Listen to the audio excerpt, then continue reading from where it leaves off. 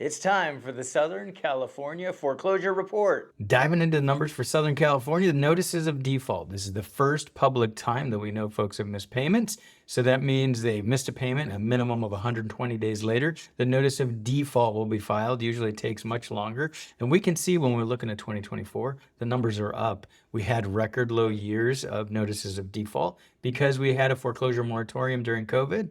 Before that, you can see that in any given market, normal years, there will be a number of properties that go into foreclosure. And one property that just got a notice of default in July is the former home of Gene Wilder. Elon Musk sold it to Gene Wilder's nephew. And it's a crazy tale that we're going to dive into to help us demonstrate the value of having equity when there's a foreclosure. After that notice of default, 90 days later, you can get the notice of trustee sale. And this is the non-judicial foreclosure process that the majority of properties go through in the state of California, from huge office buildings on down to small homes in the middle of nowhere. So you can see the notice of trustee sale, this next phase, that will be issued 90 days at the earliest after the notice of default. On there will be the notice of trustee sale, the date that sale will take place, the auction on the courthouse steps, and it's a minimum of 21 days after this document is delivered. And why is this important to track these numbers? Well, we're going to see how far folks are getting into the foreclosure process. This is essentially the last resort before we're going to go ahead and have that trustee sale. Now, most trustee sales, or many trustee sales, get pushed.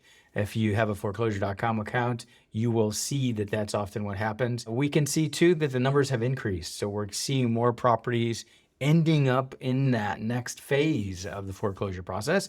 Now, we're not at crazy record levels. We're actually close to 2017 through 2019 levels. And let's go ahead and bring in 2011 in. Boom, much higher levels during the crazy days of 2011. Why do we go back to 2011? Well, that's about as far back as the data goes.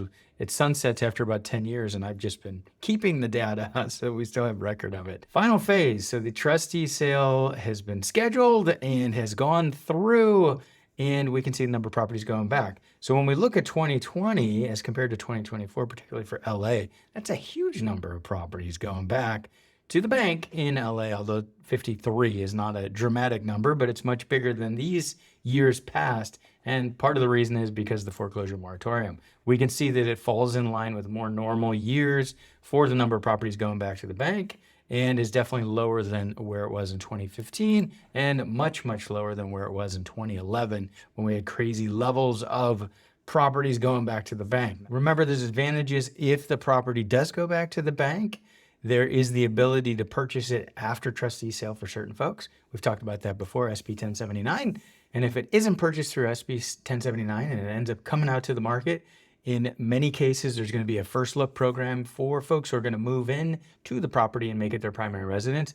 Investors have to wait 30 days before they can write an offer and buy it. So some advantages for those properties that end up being foreclosed on. Fortunately, no advantage for the person who lost it. And just how much equity is out there for homeowners right now? Well, according to the latest mortgage monitor, outstanding debt hit a record level of 13.8 trillion, but at the same time, record equity, $17.6 trillion worth of equity by homeowners right now, and tappable equity, which leaves a cushion of 20% in the value of the homes, is at $11.5 trillion. This is a whole lot of equity. And what about those who are underwater? Mortgage Monitor says it's a non-issue. When you compare to the past, we have fewer than 325,000 mortgages underwater right now. That is just 0.6% of active mortgages out there. It's a tiny number. And don't forget, in any given market, there will be some folks underwater. This happens just to be a record low level of folks underwater. And just because we don't have record levels of foreclosures, and just because we don't have record levels of people upside down or underwater on their homes, doesn't mean there aren't interesting foreclosures to be tracking. I highly recommend you get a foreclosure.com account. And just one of the reasons is to track this pre-foreclosure right here. This home has a notice of default filed against it. It was Gene Wilder's former home, and Elon Musk is currently foreclosing on it. A story you're not going to want to miss. Make sure you check out our next video. Thanks for tuning in. This has been Christian Walsh, real estate agent with Wire Associates, and we can't wait to hear from you.